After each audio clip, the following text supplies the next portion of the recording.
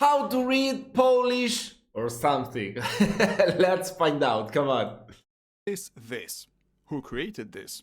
Wow. I mean, until you won't know how to pronounce each single letter, you would never know how to pronounce it. Because if I try to pronounce it, it will be like,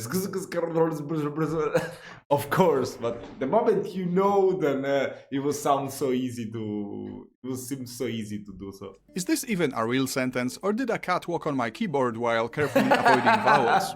Did Polish people eat their vowels While carefully avoiding vowels. I love during it. occupation and couldn't afford to grow new ones? Yes, and soon they're going to eat yours unless you learn to read this mess before they find out where you live. Luckily, to read this, you don't need to learn a new alphabet. This isn't Cyrillic or Asian moon runes. Additionally, unlike English, each letter represents a specific sound, so as soon as you learn what each letter sounds like, you win. Obviously, exactly. the ability to read does not equal the ability to understand, but it just might impress your Polish friends enough to stave off their appetite. Now keep in mind, I'm not a real teacher. I have no higher education, no real experience with teaching anyone anything, no more knowledge than a typical native speaker at best, and I didn't even pay attention in high school, so feel free to consider me the best person for the job and ultimate Yes. authority on the subject. Okay, let's have a look at the first word, wszyscy. I've heard people say Wszyscy. it has no vowels, but it does. This letter here is a clear vowel in Polish and makes the sound I. Like I mean, actually, in every language, it sounds like a vowel. I don't even know why is it considered a consonant at all. I mean, find me a language where this is not pronounced as a vowel. Come on. in the word system. While in English, it can Yeah. also sound like I in Y, Exactly. E in study, or even Y in yellow, because English makes no sense. In Polish, it always makes the sound I. The same goes for I. every other vowel. A, O, E, I, O, U. They all make one specific sound with no exceptions. There are two versions of U, but both sound exactly the same. It's dumb, but so am I, so I can't judge. Now I would like to say it's the same for consonants, but there is one tiny exception I noticed while writing this. W in wszyscy should sound like wy, wódka, wojna, but it seems to soften up to an F, wszyscy. I suggest ignoring this issue completely because frankly, who gives a shit? I can hardly tell the difference myself. We know now that this is wy and this is I. Time for this. Every time these two letters are together, they make the sound sh. English does the same thing, except instead of using S and Z, it uses S and H, like in shoe, shenanigans, or shower, which you haven't taken for too long, and I can smell you from here. In addition to Not sh, true. we also have a I bunch of think other yesterday. little shits stuck together to form new sounds. Whenever you see any of these, they each make one sound, which makes the scary sentence at the beginning significantly more manageable. Now for the last sound we need to explain in the word wszyscy. This is ts. Jeez. It's like a vocalization of the drum sound when your dad makes a joke. Badum ts. Except shorter. Cycki, cena. S needs no explanation, as it's exactly the same in both languages, so we're done. You should now be able to decode wszyscy. Unlike in English, where letters have dreams and can be whatever the hell they want, in Polish you simply pronounce each sound one after another and you get the word. W, sz, I, sy, cy, I. Wszyscy. Okay, so we've explained a bunch of stuff and decoded wszyscy. Now let's continue reading the insane-looking sentence I had started this video with. We already know sh. Next we have ch, which is a combination similar to English C and H in words such as children, touch, and chop. Now Polish ch is a bit harsher than its English counterpart, but there's also a comparable softer sound, ch.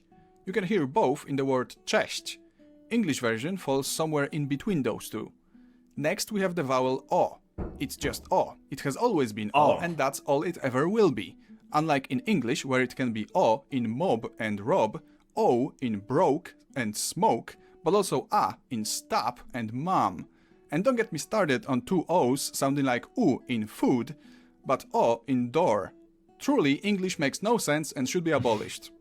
Moving on. D is the same in both languages and needs no explanation. J is a combination not similar to anything I can think of in English, but there are some French names you may be familiar with, such as Jean-Claude Van Damme, which seem to use the same J sound. J can be written in two ways. The best, the best, the best! Cobra Kai! No, Natsukai! Natsukai! Both sound exactly the same, but for any given word, only one is correct. That's dumb, but luckily we're trying to learn to read here, not write, so you don't have to worry about it.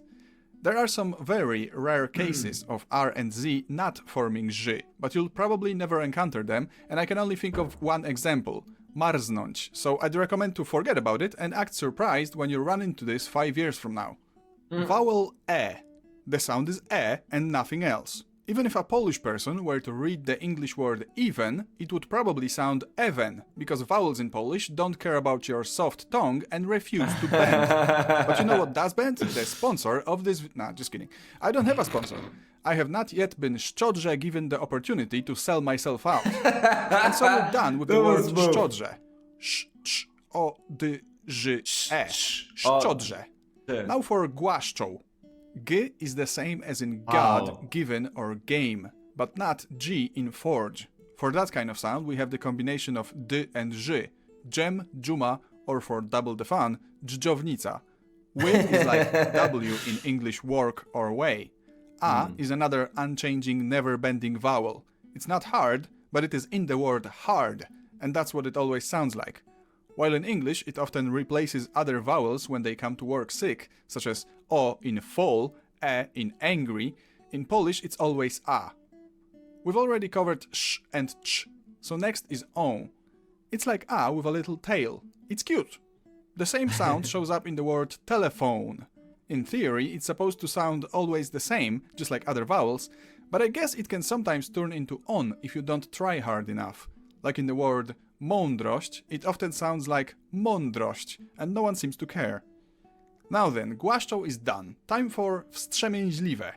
I know this word looks ridiculous, after all that's the reason I created this nonsensical sentence to begin with, but bear with me. We start with the already known to us w from wszyscy, kinda softened up to an F, but whatever. S and T are the same as in English. So far so good. If you can draw someone's attention while whispering pst, you can also say wst. Next we have ż and e, already encountered in szczodrze, then m, the same as in English. Wstrzem. Now vowel e. Like the rest of them, it always sounds the same. Instant fit defeat. E, easy. Next up is ę. Similarly to how a had a variant o, e has a variant ę. You take that e and you drag it a little bit. E, ę. It's like you have e in thank you and ę in thank you? It makes sense if you don't think about it. Ż. Another case of two ways of writing this sound and only one being correct for any given word. One is technically shorter than the other, but it's not all that noticeable. Źle, zima. Z and E together always make a ż sound. As far as I know, there is no z in Polish, and if there is, it's probably a borrowed foreign word. L, the same as in English. E, w, and e have already been covered, so we're done here. W, s, t, ż, e, m, i, ę, ź, l, i, w, e. Wstrzemięźliwe. Wstrzemięźliwe.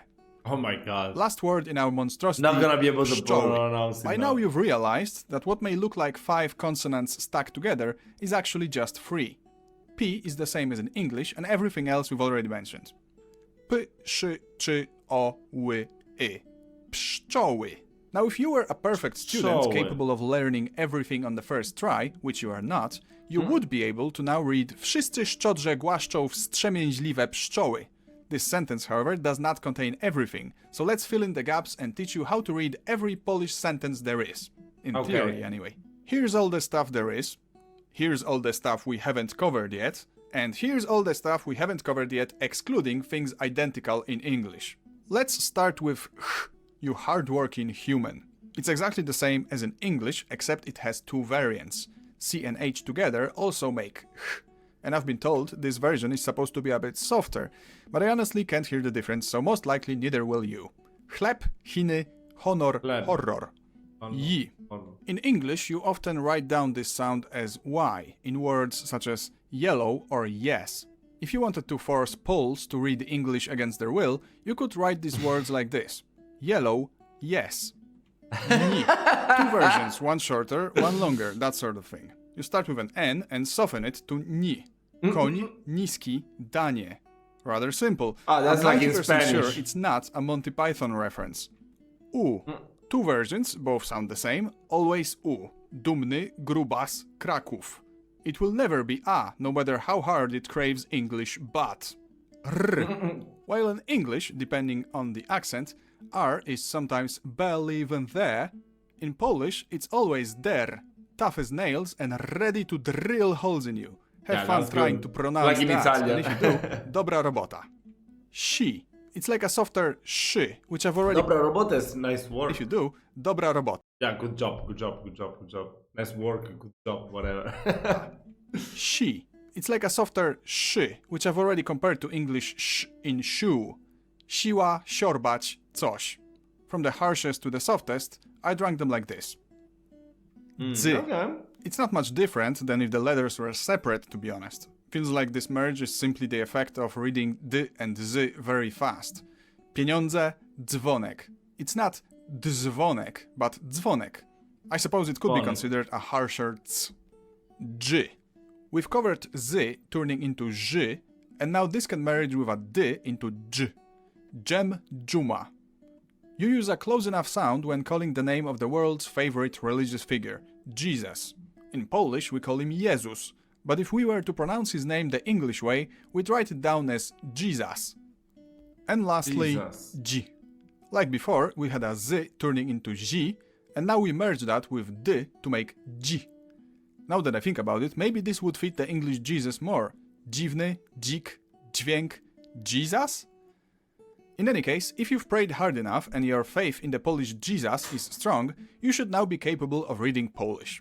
You still won't understand anything, but at least the jumbled mess of consonants should make a little bit more sense, and if you're lucky, you might not throw up anymore at the mere sight of the word wszyscy. Praise Jesus, or your vowels will be eaten. That was a really nice video. I mean, it was a very introductory video to start learning Polish. I'm gonna subscribe to the channel because I'm gonna watch more videos in the future by myself. I will start to learn Polish very soon, and I will come back to this video to check out a little bit how to do it. I mean, that was really interesting. It's pretty cool when you watch something or hear something that you cannot understand at all, and then at the end of the video or the lesson, you get a minimal idea, you get a grasp of what is said. That's really cool. That's something I really like. That's why when I start learning a language, I always start with the Pimsleur method. And no, I'm not sponsored, unfortunately, but if you want to learn a language, that's the best method. They always start with a sentence that you don't know any fucking thing they are saying, and then at the end, you will be understanding everything that was said, because they keep on going on around that sentence for 30 minutes, so you get stuck in your head. It's pretty cool.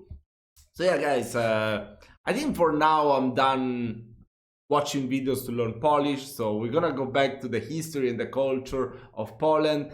Any recommendations are very appreciated. I will react to your video, your favorite video, very soon, so just tell me which one you want me to check out right now. See ya!